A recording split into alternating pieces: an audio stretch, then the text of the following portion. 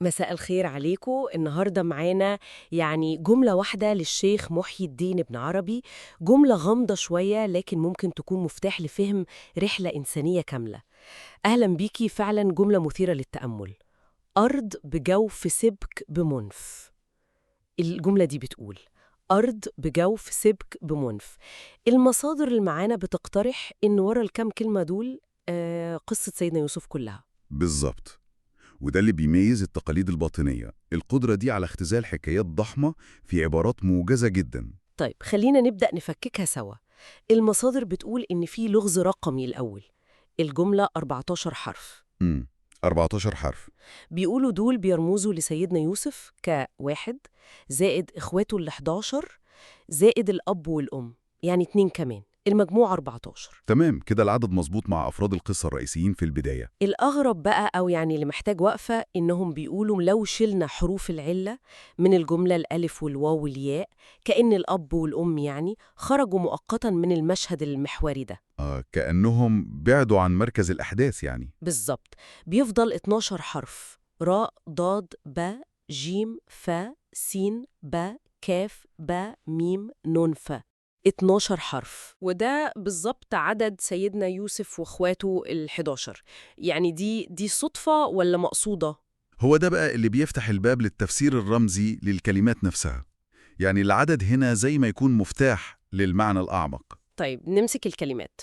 أرض، هل دي أرض مصر ولا؟ لا، التفسير ده بيقول مش أرض جغرافية. أرض هنا أقرب لكونها يعني ساحة وجودية، حال أو مسرح الأحداث اللي بتستقبل عليه نفس التجربة بتاعتها. تمام. طب وبيجوف؟ دي سهلة شوية، بتفكرني بحاجة. أكيد بالجب اللي اترمى فيه سيدنا يوسف، مش كده؟ صح. بيجوف هنا معناها في العمق، في الباطن، جوه النفس، مكان الأسرار، مكان الابتلاء الأول، بداية الرحلة الصعبة دي. ياه. طب وسوبك؟ دي واضحة شوية، زي سوبك الذهب. بالظبط. سوبك هي مرحلة الصهر والتنقية، المعالجة بعد الصدمة أو الابتلاء. يعني النفس بتتعرض لابتلاء بجوف، وبعدين بتدخل مرحلة صقل وتنقية سوبك. تمام قوي.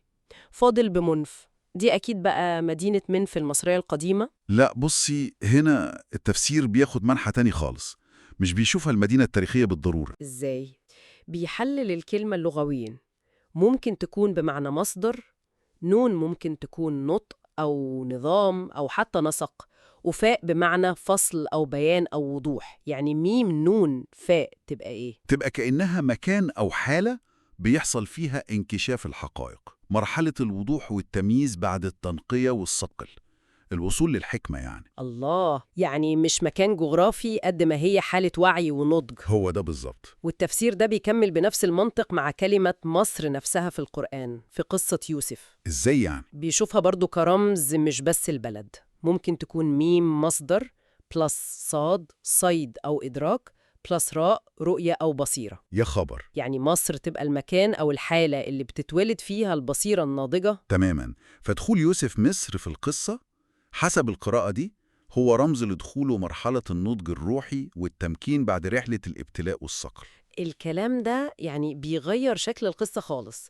بس المصدر اللي بنبص فيه ما بيوقفش هنا، ده بيروح لمنطقة أغرب كمان. اللي هي بيربط الحروف ال 12 الباقية دي، الراء ضاد باء جيم فاء سين باء كاف باء ميم نون فاء، بأسماء إخوة يوسف نفسهم. حتة ربط الحراس بالأسماء دي. أيوة، بيدي أمثلة زي سف ممكن تكون ليوسف، بن لبنيامين، جيم لجاد، وهكذا. بيقولوا استخدموا علم اسمه علم الرقيم. علم الرقيم، أيوة. ده علم قديم ليه علاقة بالترميز الحرفي والعددي والمعاني الكونية. فكرته إن كل حرف ليه دلالة معينة. طب نعرف إيه عن العلم ده؟ هو المصدر بيشير ليه وبيلمح لمعادلات حرفية معينة عندهم، زي إن الدال ممكن تساوي السين أو الجيم في نظامهم ده. بس للأسف مفيش تفاصيل كافية في المصادر اللي معانا تشرح الطريقة بالظبط أو تثبتها في شكل علمي واضح. يعني مجرد إشارة؟ إشارة. وكمان بيقولوا إن جوه نفس التركيبة الحرفية دي ممكن نلاقي رموز تانية زي اسم يعقوب وإشارات للجب والسجن والملك كمان، كأنها مكثفة قوي. يعني كأن الجملة دي أرض بجوف سبك بمنف بقت زي شفرة أو خريطة مصغرة للقصة كلها بكل مراحلها. بالظبط، هي دي خلاصة قراءة الرمزية الباطنية دي. بتشوف قصة يوسف كنموذج أصلي لرحلة الروح الإنسانية. ابتلاء في العمق جوف، ثم تنقية وصقل وتشكيل سبك، ثم وصول للتمكين والبصيرة والحكمة. منف أو مصر كرمز. كل ده مضغوط في الأربع كلمات دول. أيوة، وطبعا لازم نأكد إن ده تفسير واحد محتمل، تفسير باطني رمزي. ممكن جدا يكون في قراءات تانية للجملة دي بتركز على جوانب تانية خالص. إذن خلاصة نقاشنا النهاردة إن جملة ابن عربي أرض بجوف سبك بمنف حسب القراءة اللي استعرضناها ممكن تكون أكتر بكتير من مجرد كلمات عادية.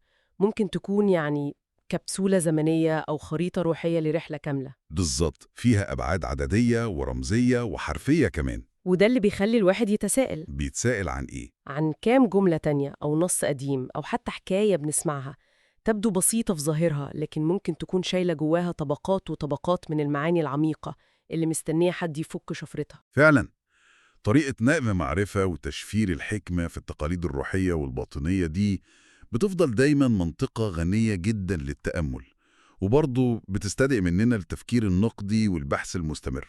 لغز ممتع بصراحة.